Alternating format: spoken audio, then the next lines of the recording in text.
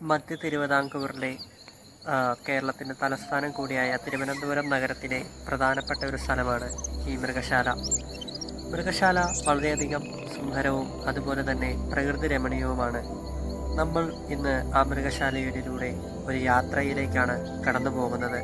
കേരളത്തിൻ്റെ സാംസ്കാരിക പ്രകൃതവും അതുപോലെ തന്നെ കേരളത്തിലെ വിവിധ തരത്തിലുള്ള പുറത്തുനിന്നുള്ള പോലും ടൂറിസ്റ്റുകൾ എത്തുന്ന ഈ സ്ഥലം നമ്മളിന്ന് പൂർണ്ണമായും വീക്ഷിക്കുവാനായി പോവുകയാണ്. ആദ്യമായി നമ്മൾ പരിചയപ്പെടുന്നത് വളരെയധികം ഡേഞ്ചറസ് ആയിട്ടുള്ള ഒരു പൈത്തണാണിത്.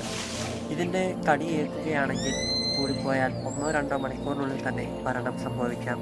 അതിൽ കൂടെ മനുഷ്യനേക്കാൾ പവർ കൂടിയ ഒരിനമാണ് പുലി.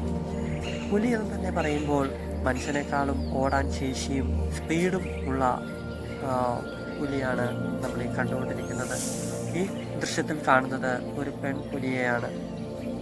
അതിനപ്പുറം തന്നെ ഒരാൺപുലി ഭക്ഷണത്തിന് ശേഷം റെസ്റ്റ് എടുക്കുന്നതായും നമുക്ക് കാണാം.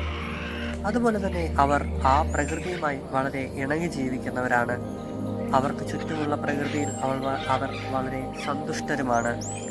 ഈ മൃഗശാല എന്തുകൊണ്ടും വളരെ സാംസ്കാരികമായി പറയുകയാണ് കേരളത്തിൻ്റെ മുഖമുദ്ര തന്നെയാണ്. അടുത്തതായി നമ്മൾ പരിചയപ്പെടാൻ പോകുന്നത് കേരളത്തിൽ ഏറ്റവും കൂടുതൽ കേട്ടുവരുന്ന ഒരു നാമമാണ് കാണ്ടാമൃഗത്തിൻ്റെ തൊലിയാണ് നിനക്ക് എന്ന് നമ്മളെ കളിയാക്കി പറഞ്ഞ് സംസാരിക്കും.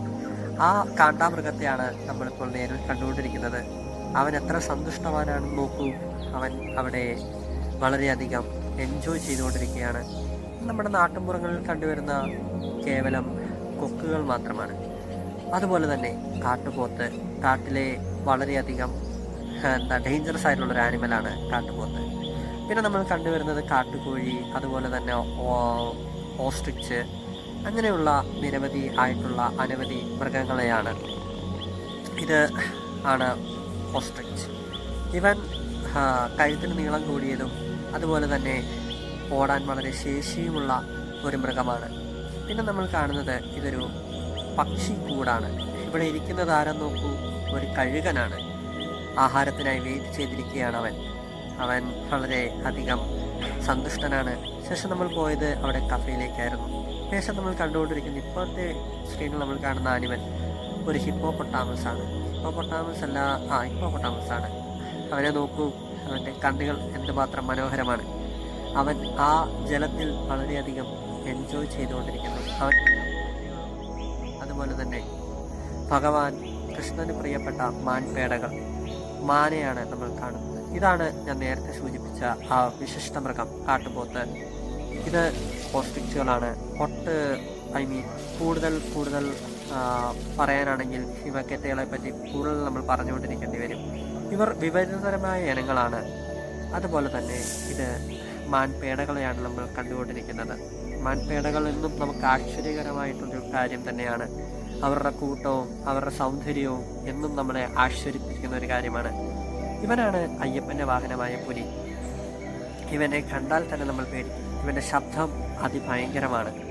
ഇവനിപ്പോൾ ആഹാരമൊക്കെ കഴിഞ്ഞ് വിശ്രമിക്കുകയാണെന്ന് തോന്നുന്നു. വളരെയധികം ആക്റ്റീവായിട്ടുള്ളൊരു വ്യക്തിയാണവൻ. ശേഷം നമ്മൾ കണ്ടത് സുന്ദര പക്ഷികളായ शायद ही मुझे मलयालम में समझ में नहीं आया, लेकिन जो मेरा जो सब्सक्राइबर है उनको शायद ही आपकी बात पूरी समझ में आ रही है. तो उनके लिए कुछ 2 शब्द अपनी तरफ से कुछ बोलना चाहोगे आप?